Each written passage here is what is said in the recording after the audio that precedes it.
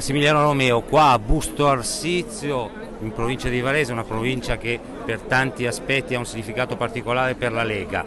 Qual è il messaggio che state portando, il principale messaggio che state portando in questa campagna elettorale? Guarda, i messaggi sono tre, io li riassumo in tre messaggi. Un'autonomia, che è il cuore del nostro progetto, quindi il federalismo, tutto quello che è la Lega, quindi siamo a Busto, siamo nella culla comunque della Lega, e quello che la Lega ha sempre portato avanti. Abbiamo col Presidente Fontana un'intesa che è stata avviata, dobbiamo perfezionarla, dobbiamo chiuderla in Parlamento, quindi questo è il primo punto.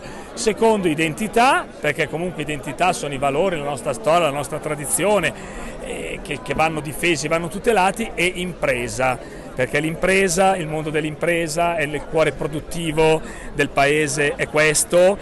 Io tra l'altro sono originario di Monza, e quindi anche a Monza e la Brianza, anche lì c'è il mondo delle imprese, quindi Brianza e provincia di Varese si assomigliano molto da questo punto di vista, sono tra le province che producono maggiore PIL nel nostro paese, quindi vanno aiutate, vanno sostenute in un momento come questo, tra l'altro molto molto difficile proprio per le imprese, per i costi dell'energia e per tutto quanto, quindi ci vuole davvero uno sforzo notevole, e queste sono le tre priorità.